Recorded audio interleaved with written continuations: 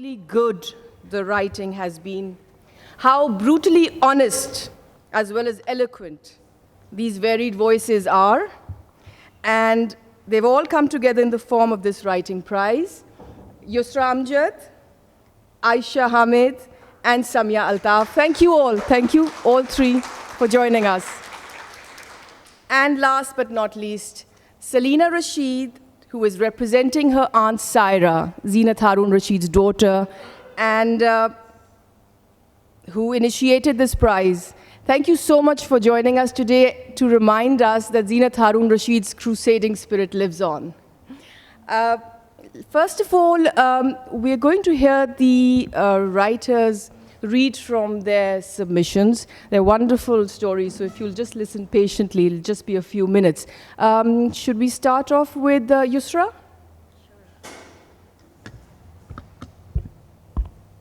Can everybody hear me? My submission is called, I Admit It, Imran Khan, I'm Just Jealous.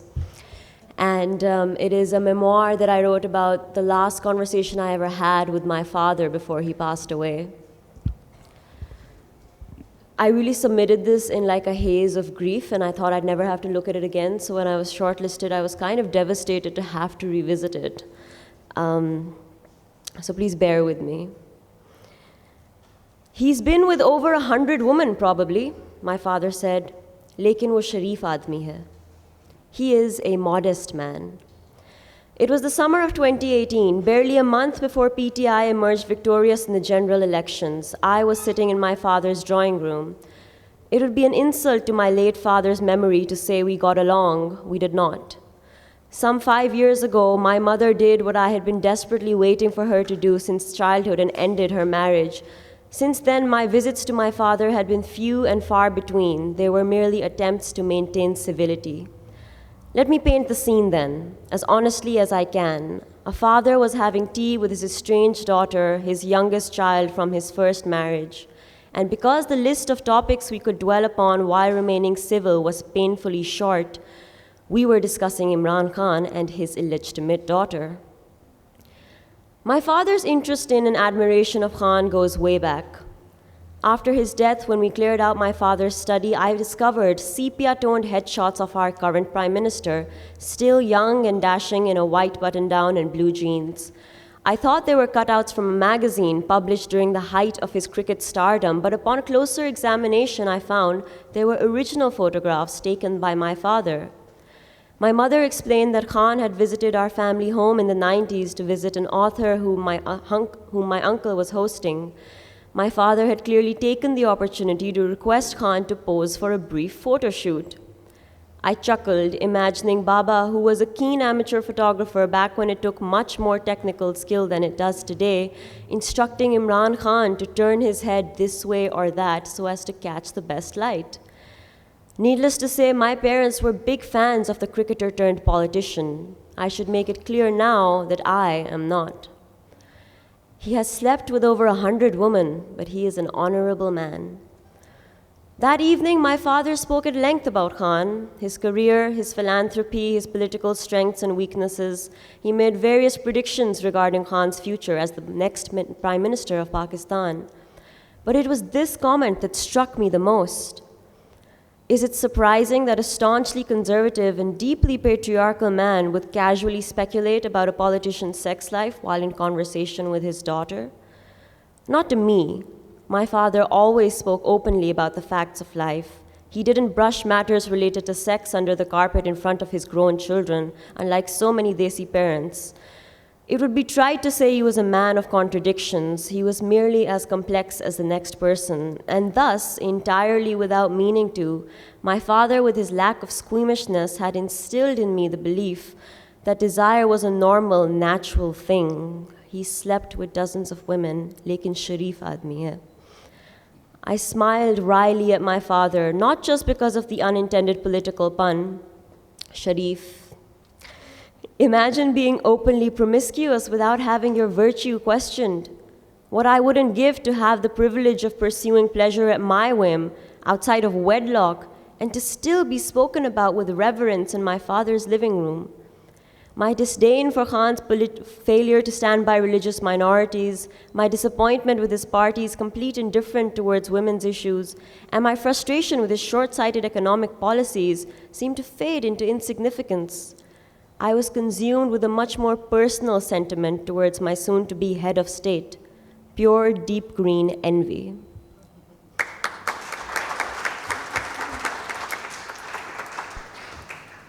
Can we request Aisha now to read from your shortlisted submission?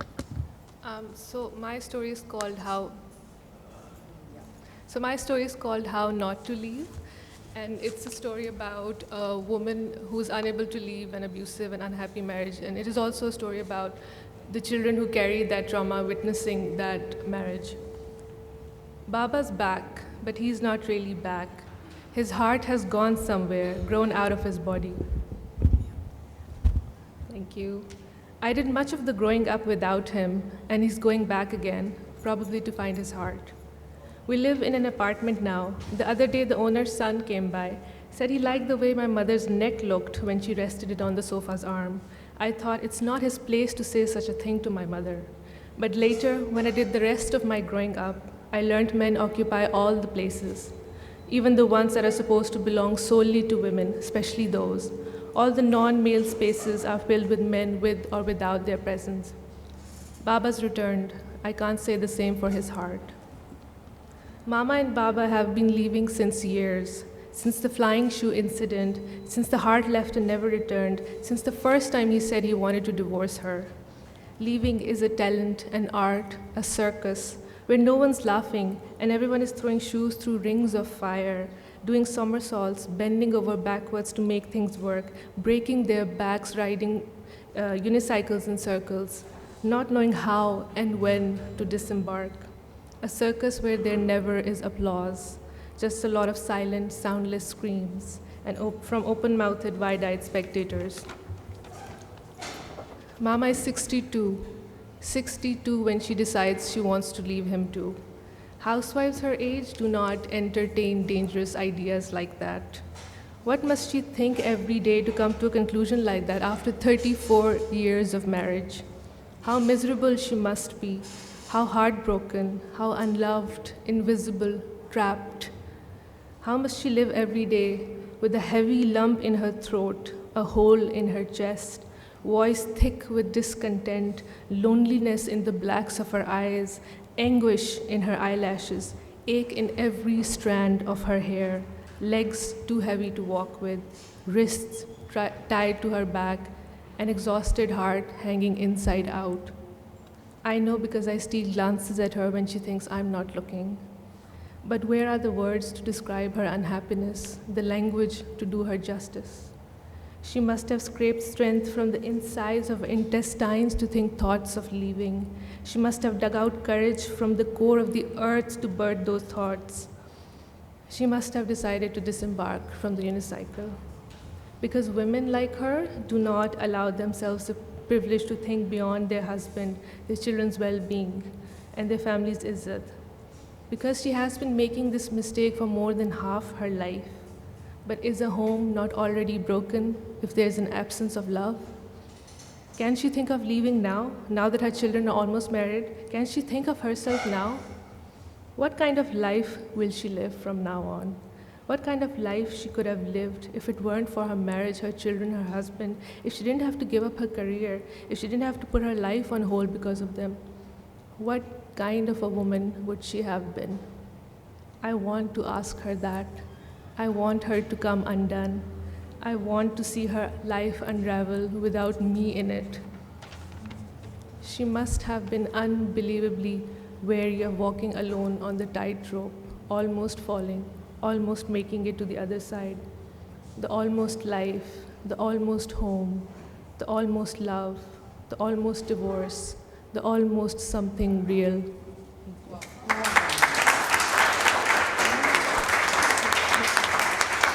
Wow.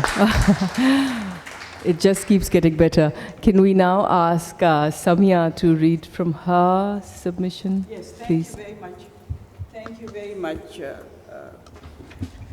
I've been writing about women for the past 10 years, and that I collected in this book, which is called So Much Aid, So Little Development, Stories from Pakistan.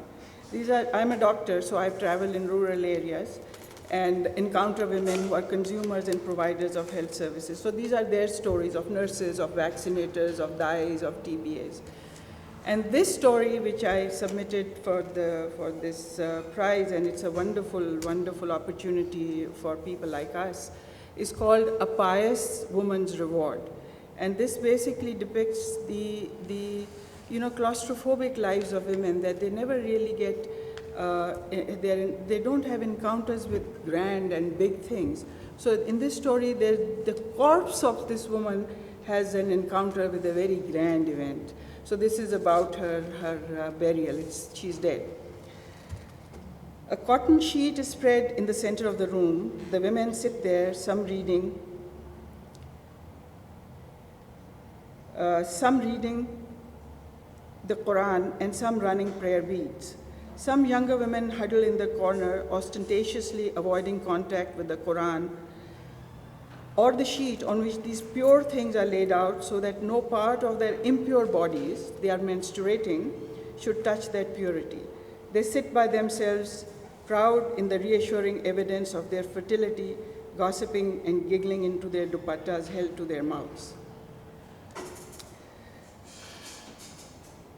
The other women, middle-aged and menopausal, with dirty, no-nonsense look, relieved of the duties and mess connected with the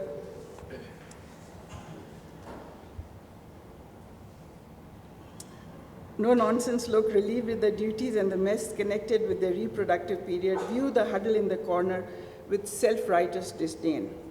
My poor sister, says one, just last Friday she was sitting out on the veranda, fanning herself. She looked all right to me. Yes, but did you see her feet? They were swollen as big as a double roti.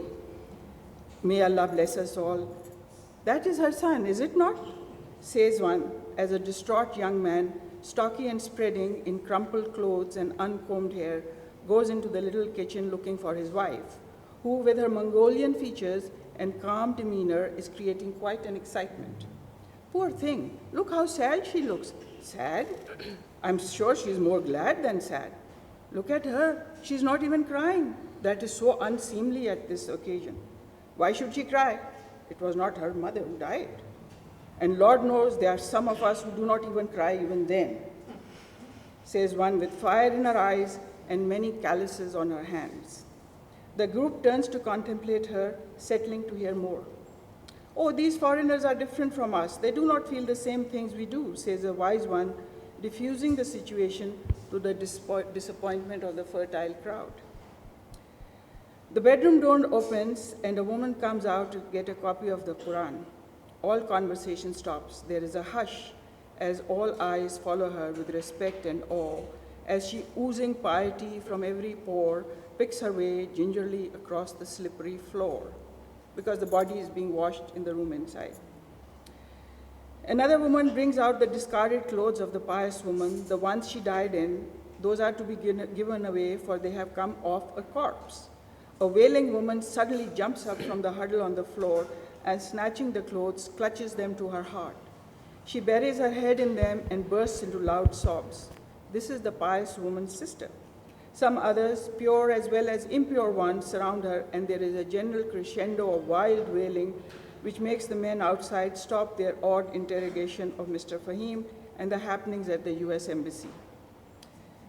The lady returns to the room with a copy of the Quran held aloft, and now the corpse, washed and readied with the Quran laid beside, is ready to come out. There is not much time, for the Friday prayers have already been offered, and the body has to be buried before Maghrib. Make way, they are bringing out the body. Some start loud Quranic recitation. The women stand against the wall to give space to the charpai. There is a bit of a struggle in the doorway. The charpai is an inch too broad and cannot come through the door. Stop, freeze. It is being twisted this way and that, and while keeping it flat, all the while trying to keep it flat. The lady with the Quran has to stay in the doorway as well, because she has to hold the Quran over the body. But we can turn the charpai around. No, the body has to come out with the head pointing towards Mecca. It cannot come out feet first, That would be sacrilege.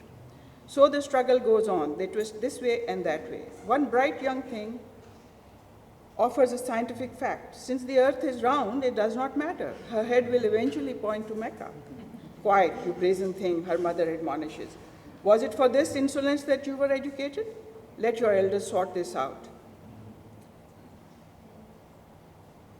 The charpai with the body in its white cotton shroud is given one twist too much and one shake too energetic, and the body slides off the charpai and, to the horror of the congregation, goes calmly sliding down the corridor.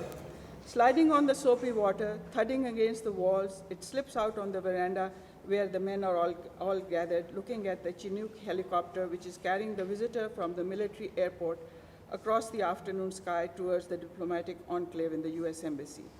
The men miss the glissade of the corpse of the pious woman as it negotiates its way through their feet, comes to rest poised delicately on the edge of an open sewer outside the house, seesawing gently in the still air of the humid afternoon.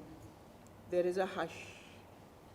All one hears is the chug-chug of the Chinook helicopter. This is a very great event. Women peer from the door, wondering if there is a prayer to recite on such an occasion. Men look on stunned, some still follow the helicopter's tail. Even the children freeze mid-action. No one dares breathe, let alone sneeze, lest the body topple over to the other side and into the sewer. Did we not say that once the magnetic field is disturbed by happenings in the US Embassy, anything could happen? Then, under the instruction of the mullah, who is to lead the funeral prayers for the pious women, men move forward to pick the body and lay it on the charpoy that has been brought out quite easily now.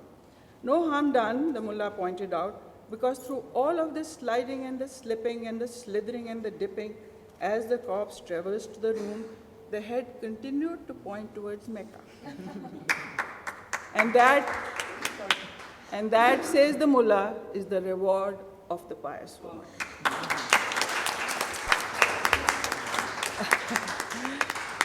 Thank you for that. Let me start with you, Muneeza, since we've just heard the submissions. Tell us about your initial reaction to the submissions that we just heard and that you were asked to judge. Were you shocked at the brutal honesty with which the women were writing, and when were you most impressed? Well, that's a slightly... No, I wasn't shocked at the brutal honesty with which they were writing. I was surprised, because this is not something that has been done in English very much. There's a sort of complex relationship with English and what you write. You know, for a long time, and now it's a question of using the language as your own and not thinking that I'm writing for this foreign audience to do PR for my country. So the result was that, and there was all this nationalism, so where you had stories by Ismat Chughta, you had Rashid Jahan, we've got all this in Fahmida Riyaz, we've got all this in our culture, and we have it in Urdu. In English, it has been a very gradual process where women have started to write this kind of very bold sort of prose and even poetry. You've got quite a lot of very strong poetry coming out. So I was surprised at the extent to which this concept of actually expressing yourself and expressing yourself fully was evident in all these stories. They were terrific stories. It was a great dither to have to choose. I mean, I don't want to say, because they're all terribly good stories, and to have to decide which one should win, you know, and it was very difficult because the story was good, the prose was good, the imagery. It's not a question, you see, writing is not all about conveying messages. It's also got to do with imagery, it's got to do with tension, it's got to do with how the story flows. It's got a lot more to it than simply conveying a message. And these stories did that very well. There's one other thing about memoir writing that struck me, was again the honesty with which they were written. And very long ago, not so long ago, when I was judging the DSC Prize for Literature, and I had this conversation with an American who was also quite clued up on South Asian literature, and he said that there was one particular story. He said, I think the story is autobiography. But you know, in the subcontinent, people tend to shy away from writing very frank autobiographies, so they sort of disguise them as fiction. And again, these stories showed that people were not disguising. They were writing memoirs as memoirs, and they were writing, I mean, it's a kind of option some people do switch. There's a kind of movement between the two. But so we were all, actually, all the judges were really impressed. Wow. So just picking up from that, the brutal honesty, Yusra, you headline a women's stand-up comedy act. Mm-hmm. So tell us, how much is your writing informed by your act of performing in front of a live audience? Is it far easier to perform live and get an immediate response, knowing exactly what works and what doesn't, what falls flat on its face and what flies? And as opposed to the solitary act of writing in which you're expressing your emotions to an unseen, unknown reader? Well, I always say that when I started doing stand-up comedy, I don't think anything in my life helped my writing as much as writing a stand-up comedy set. Because when you, writers have huge egos, we might as well admit. And when you do stand-up comedy, like your whole being is on the line. You know, if the content doesn't work, if what you've created is not good, it has no saving grace. And it's also very personal because you're physically up there, and you know, it's you and like public humiliation that is at stake. So you don't have the kind of liberty of dismissing people's opinions as writers often do, that they don't understand, or they just, you know, I'm ahead of my time, or this audience doesn't understand my work, and I'm simply above all this public opinion because it doesn't exist without the audience. So that humbles you so much. And it also taught me how to edit like I have never edited before, because in comedy, that one off word, that 1 second of off timing, it ruins the whole joke. Doesn't matter how well written it is. So you have to be really brutal with your editing. So yeah, it definitely cut me down to size. Aisha, if we can just, you won a scholarship to study at a very prestigious UK university for a postgraduate degree. Zeenat Haroon Rashid had only completed her schooling up to the GCSEs, and yet she was self-taught, extremely eloquent and poised. Would you agree that the women in the past, whatever they lacked for in opportunities to pursue higher education abroad, more than made up with just pure grit and determination, and that women of our generation are a bit more complacent when it comes to having that go-getter attitude? I do not believe that women in any period have been complacent, because women in any period haven't had it easy. Yeah. So women's struggles, they have been different across time and space. But the women, what they fought for instance, the right to vote, and what Pakistani women particularly, for instance, fought for, like the sexual harassment bill, what Zeenat Haroon Rashid fought for. So all of this has made the lives of women of today easier. And our resistance to patriarchal norms, this is going to make the lives of women who come after us a little easier. So I think easy and complacent are two different things. And because you see so many women who are marching on the streets for social justice and gender equality, you have Aurat March, you have Climate March, and bike rallies, and the numbers are only increasing, which shows that women are not backing down, they're not being complacent. And because more and more women are stepping out of the house to educate themselves, to study, to basically redefine what it means to be a woman in 2020 in Pakistan. And as long as there are injustices, I think women are not going to give up, and they're not going to stay silent. As for the opportunities that you mentioned of studying abroad, of having these competitions, I believe these opportunities only open doors for women, and they only I believe they have made women more determined to take what's there, and it has always been there, but has been denied them. And so with or without opportunities, I believe that women have always been at the forefront of revolutions, and they've carved out spaces for themselves, and when they were denied those spaces. So I don't think, because different women struggle differently and across history and time and space, so I don't think it's a question of complacency, and I don't think we can compare those women, because even with this scholarship that I had to fight my family to be allowed to go abroad.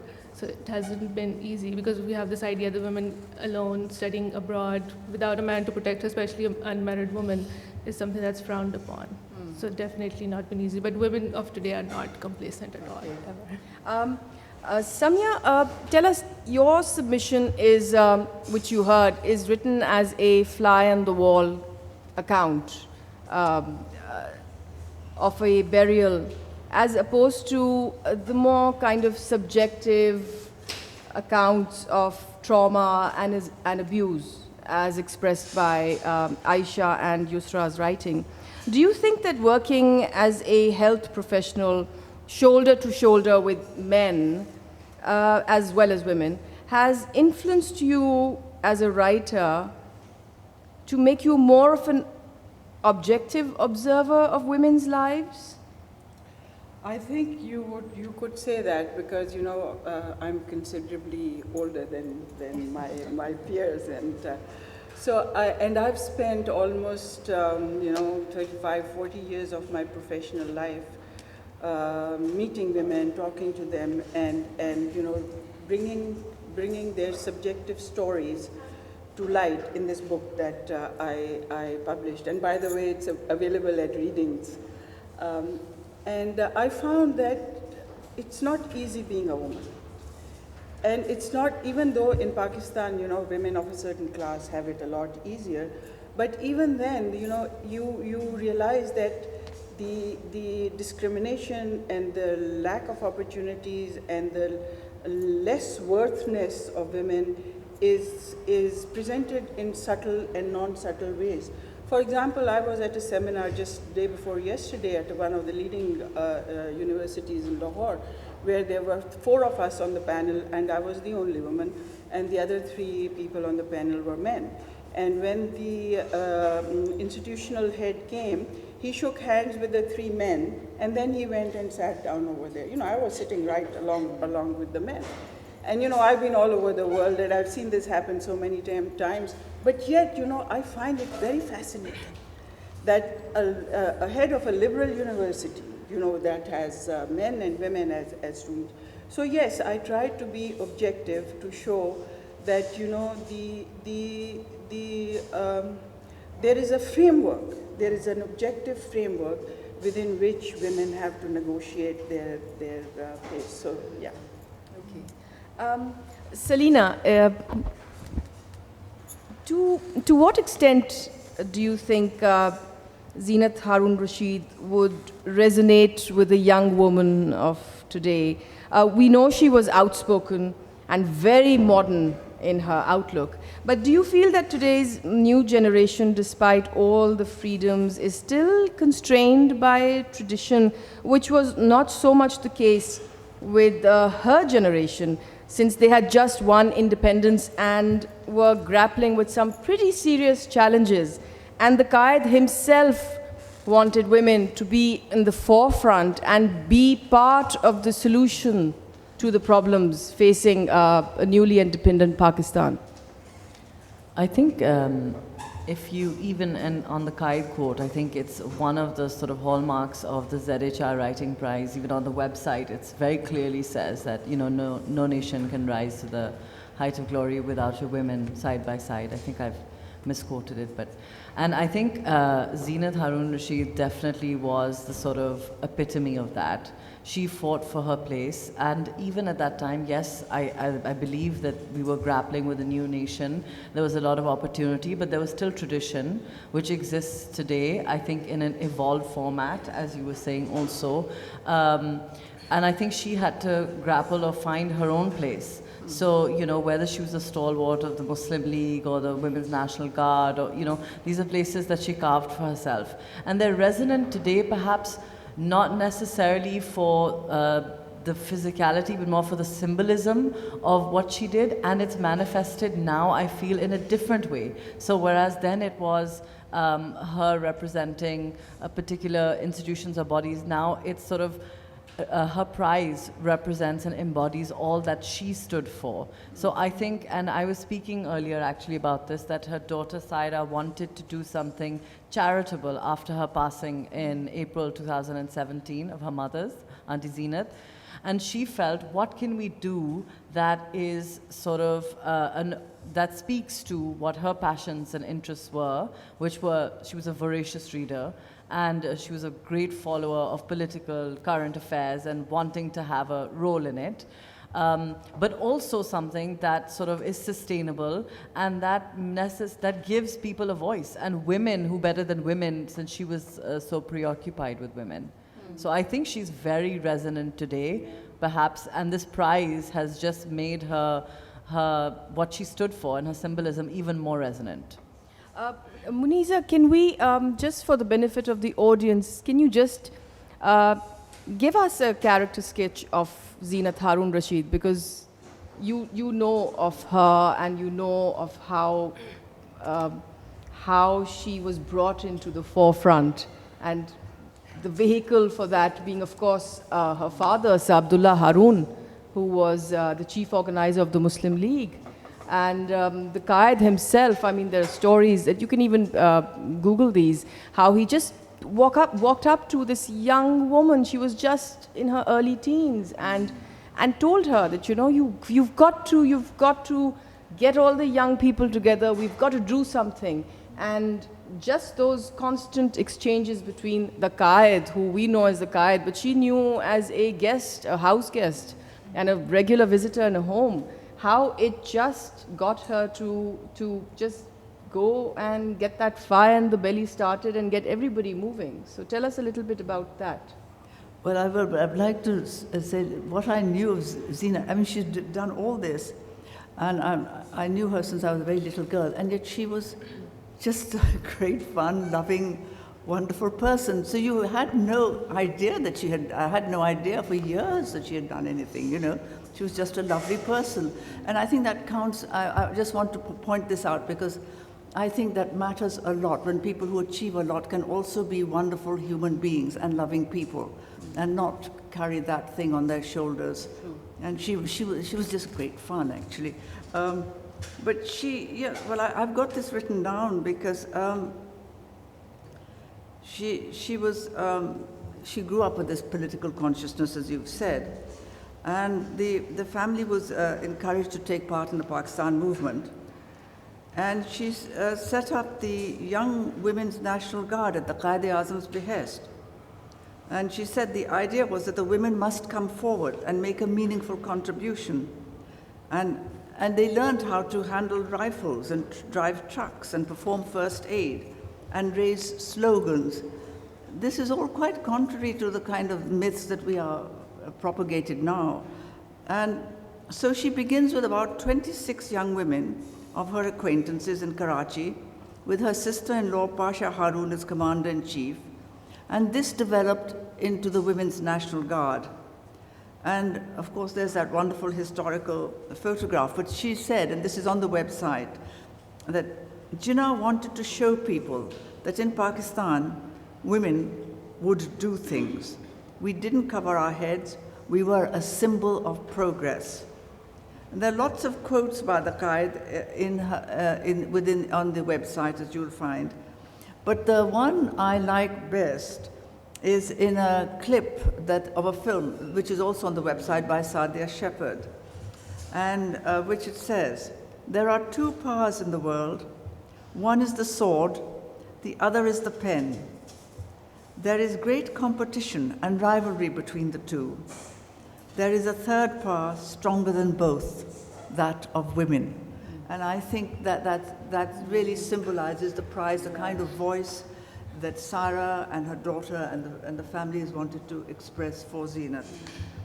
And she was very independent. And everybody, her mother, of course, was engaged in the Muslim League. Her sister, Dr. Shaukat Haroon, was a doctor, and of course has a whole...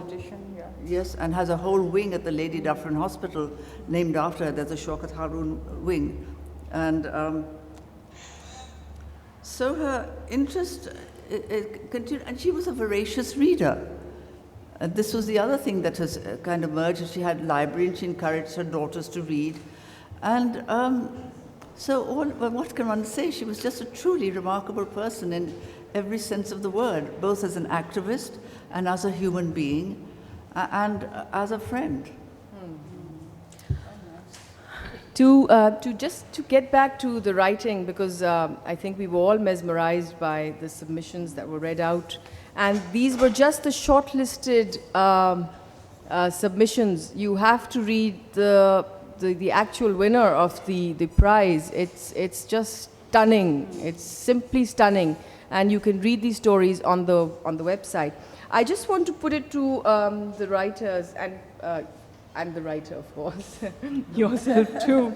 How difficult do you feel it's to identify as a writer, a woman writer, both internally and to the external world? You know, the kind of barriers that you have to encounter just to get to the act of writing, and then trying to find a readership for it, the publishing of it and everything. I mean, if you'd like to answer. As far as identifying goes, I mean, it's an internal act. So I started identifying as a writer when I was like a very young child. And because children don't really think in terms of gender unless you force them to, which we do. So I never particularly thought of myself as a girl writer. As for what the experience really was, as opposed to what I imagined it would be like, I did find that I was talking about the experience of womanhood because it's a burden that's placed on anyone who's not a man, that they have to assess and discuss and grapple with their identity because it's not a default. That being said, I think we also have to feel free to talk about things as if you are the default without having to constantly keep your identity in vision, as it were. Publishing, I think, has been, in the past few years, because there's been such a great demand for women's stories, because there's been such a void, especially for women of color. And so it's also incredible to be born at a time where people want to hear those stories. For much of history, they really didn't want to hear our stories. And there's really all across pop culture, whether it's writing or it's poetry or it's fiction or it's music, it's women's narratives that are coming forward. So, Aisha, before you answer, because you wanted to bring up what you thought that iconic authors like Virginia Woolf, who offered the world a very feminist take on the act of writing in a room of one's own. And then when you brought that up, I thought, well, then there's Virginia Woolf, which is a very feminist take on the act of women writing. And then there's Jane Austen, who simply wrote really great stories about just the world that she lived in, Pride and Prejudice being the most famous one. So, so just tell us, I mean, again, to identify as a female writer and then getting the word out, how does one grapple with that? So I kind of have a personal anecdote for that. So last year I wrote something which was deeply personal to me, and I shared it with my sister. And she said that if you share it with the world, you will be known as the daughter-in-law with history, and history never leaves a woman. And I thought that was spot on, because to identify as the immediate threat that you receive when you identify as a female writer, especially when you're unmarried and young, is that iski shaadi nahi hogi. Especially when you're writing about themes that are like trauma and abuse and I don't know, broken homes and divorce, etc. So that's the immediate threat that women receive, and that's not the same for male writers, I believe. And other than that, I think that for me, this is my first ever short story that I wrote, and this has been published on ZHR website. And for me, who's starting out, I believe there aren't as many resources as there should be, avenues and workshops, because I do not have a formal education in literature or writing, because my courses have largely revolved around gender studies and sociology. So I do lack that as well, and I would want to hone my craft, but there aren't as many opportunities for that. So that definitely is a barrier and a hurdle for women like me. And Samia, your experience? You know, I feel that human beings like to tell stories. You know, they want to know about you, and they want you to know about themselves. I actually also feel that since women have not enough space, you know, and life is complicated. You know, it is difficult and it's complicated. And any issue, and when I became a doctor and I started seeing female patients, I started working in obstetrics, I would see these women, and you're all familiar with that, you know, she's 20 years old and she's already had 4 pregnancies. और कितनी बुरी बात है, ऐसे नहीं होना चाहिए, इसको पता नहीं है, she's ignorant. And once you scratch the surface, you find that there's a whole story behind it. So everything has a story, like and you know, we then, when life becomes very complicated and we are very confused, we try to make sense out of life by telling stories, by making a story. It was Joan Didion who said that we tell stories in order to live. Yeah. So basically that is what my motivation is. I've tried to make sense of the complexity of life by telling these stories. As far as publishing, as far as putting them out is concerned, I think that, you know, although right now the times are good, but I've had a great deal of difficulty in putting myself, you know, in the place where men are standing, where my peers, because, you know, I'm not a trained writer, you know, I was trained as a doctor, I'm a physician. And so I do think that institution like this Zeenat, Haroon, Rashid prize, and the way they lovingly curated us and brought us to this level is just wonderful, and I can't thank them enough for this. That's wonderful. That actually just brings me to my next question, that were the submissions asked for, when they were asked for, was there any kind of restriction that was placed on the submissions? Was there any subject that they could or could not write about? Was there any restriction on length? I mean, either. I believe, I think from what I understood, I wasn't part of the judging panel, but there was, you could write about fiction or non-fiction, but the next prize, which is just being, it's on the website now and entries will open in April, it's specifically non-fiction. Oh, right. But in this case it wasn't, but the theme was very much women, and so that was a very clear sort of, I wouldn't say restriction, but theme that was given. And length, I don't know, was there a length restriction? There was a length restriction. 3,000 words. 3,000 words. But I just, if I may speak a little bit about, because we were speaking about women and the space, and you know how this is a great time to be writing as a woman, and people want to hear the stories, and this I feel is really important. When Saira started the prize, she was quite nervous. She said, what if we only get like 3 or 4 entries or 5 entries? And initially, honestly, when it started, we did kind of get like 3 or 4 entries. And Saira was like, this is really sad. You know, and so the other hat that I wear is I run a public relations agency. And we said, look, and Sherbano, my colleague who's sitting in the audience, she sort of ran this entire campaign. Excuse me. And she said, let's run a big social media kind of drive so we can reach people beyond the main cities and reach people who don't necessarily read newspapers. So a lot of the writing that's consumed is online now as opposed to the physical printed format. And Saira specifically wanted me to share that we ended up getting over 500 submissions in this way.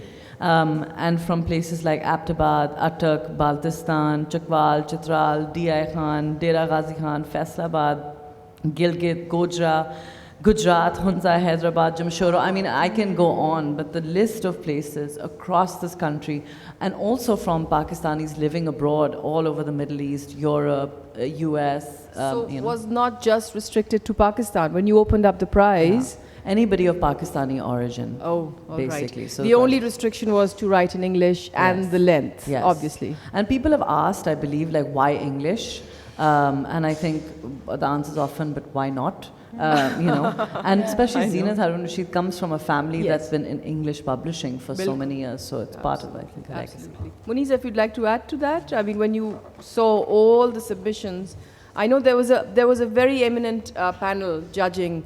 Muneeza, of course, being one of the most eminent ones, but there was Moni, Mohsin, and there was Shepherd. yes, And we had a token man. We had Irfan. token man. Yes, so the token man too. Well, Dr. We you know, and next time round also, the judges are completely different, which I think is really good. And again, they'll have a single man. They will have They will have a male representative, and it's actually going to. They decided it's better to have fiction one year and non-fiction the other year. So they're going to. One of the things I have to say is that when the stories came to us, we did not know the names of the authors. We were just sent the stories. All right. Sarah knew. Sarah and the sort of administration kept tabs and you know, to make sure that there was no confusion.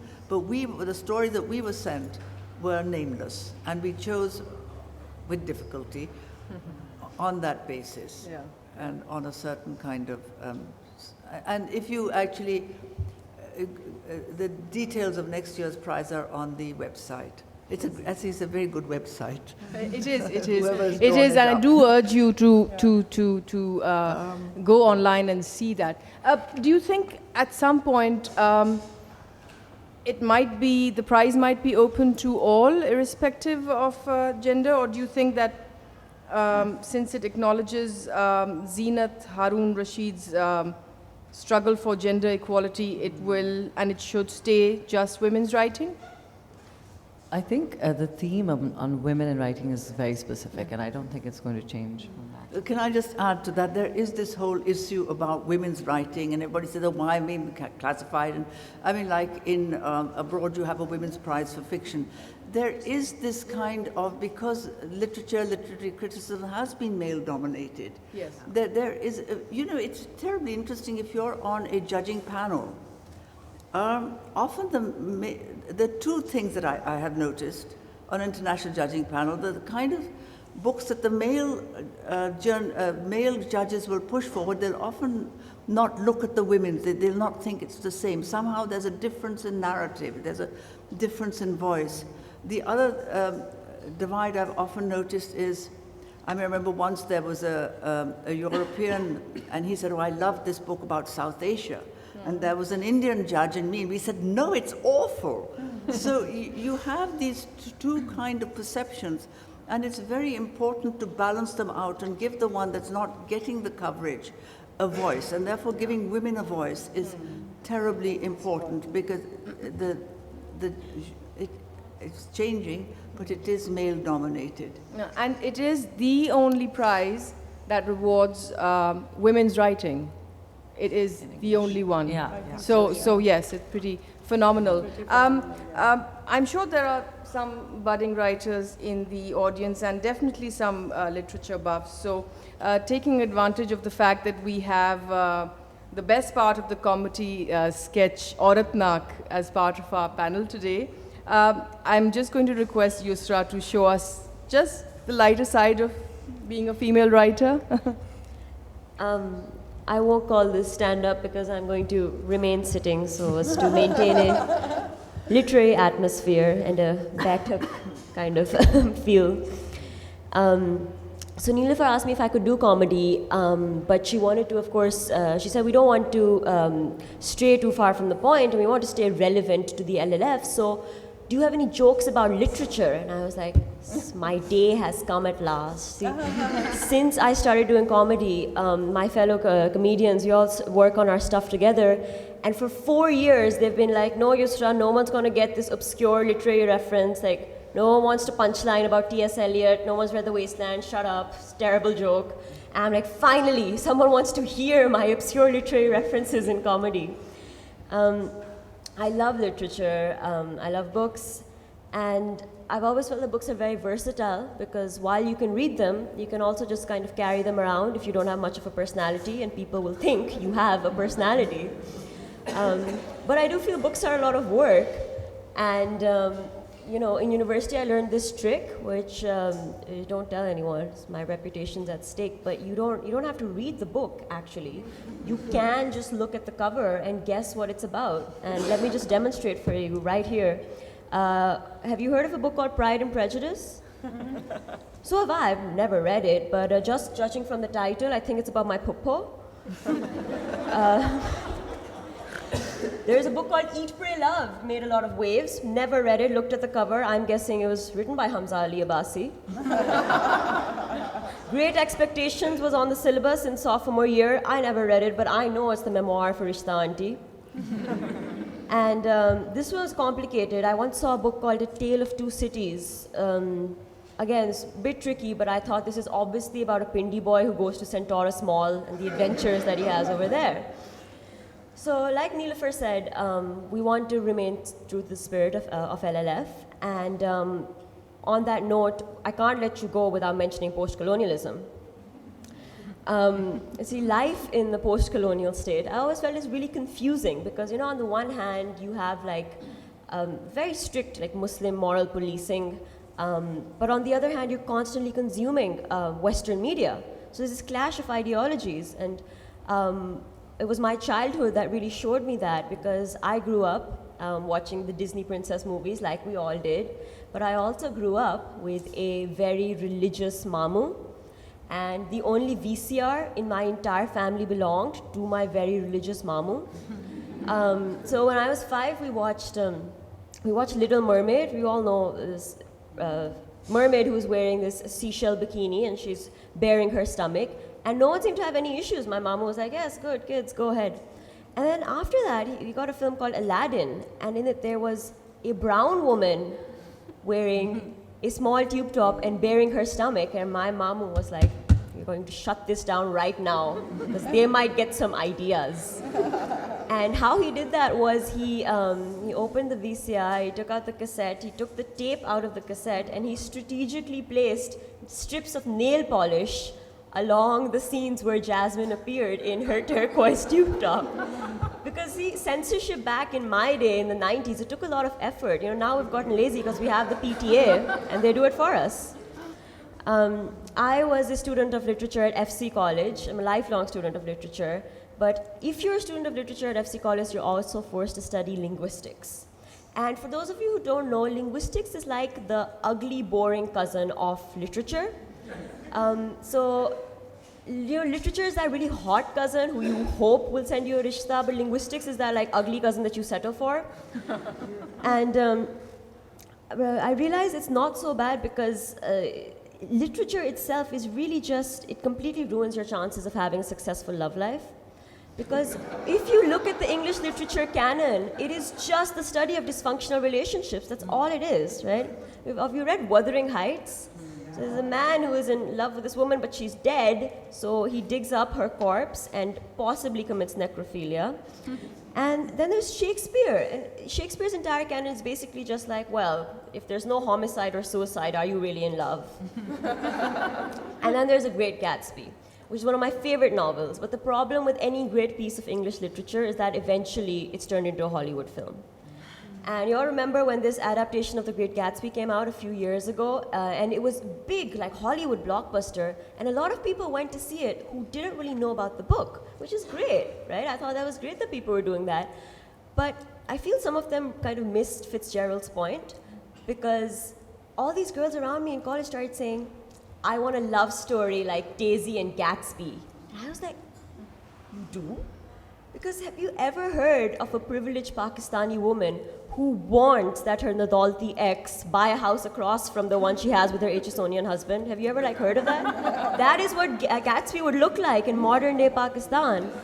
In fact, in modern day Pakistan, if Gatsby existed, parties ko kya throw karega, usko to NA bhi utha ke le jayegi. Like, it would never get that far.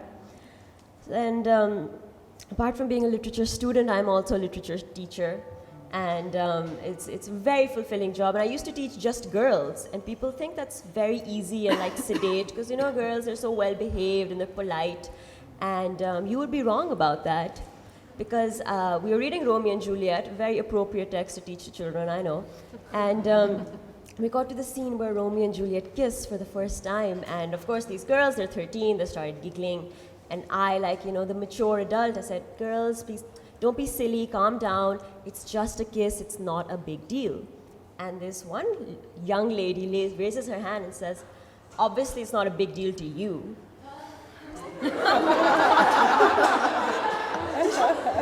Did she just slut shame me using Shakespeare? And it was after this, you know, I'm teaching them Romeo and Juliet, and of course I'll like inevitably be called into the principal's office, and this madam principal will be like, you know, this girl was caught with her phone in school and she was texting her boyfriend. Oh God, where do they get these ideas? Where do they get these ideas to be falling in love at their age? And I'm like, from the syllabus. That's where they get these ideas. Anyway, speaking of English teachers, I actually asked my oldest and most beloved English teacher to, when the panel was announced, I went to her, I said, Miss, I'm speaking at the LLF, I'm doing a panel, will you please come see me? And she said, well, dear, I'd love to, but William Dalrymple's panel is at the same time. Dalrymple kahan, tum kahan. I was like, damn it, foiled again by the white man. Thank you for that. Thank you. And on that happy note, we'll just end our session. And I would again urge you all to read the winning entries on the website, and you will be so very surprised by what you encounter. Some really, truly heartfelt writings. Women's writings could not have asked for a better ambassador than the Zeenat Haroon Rashid Writing Prize. And for that, we must thank her daughter, Saira, for keeping alive the memory of her mother. It is an eye-opener that this is the only prize of its kind in Pakistan, a country that boasts some truly outstanding female writers in English and Urdu. And here's hoping that the prize succeeds in engaging more women in the act of writing, thus fulfilling the lofty ambition the Qaid and his trusty lieutenant, Zeenat Haroon Rashid, set out for the women of Pakistan. Thank you all for joining us today.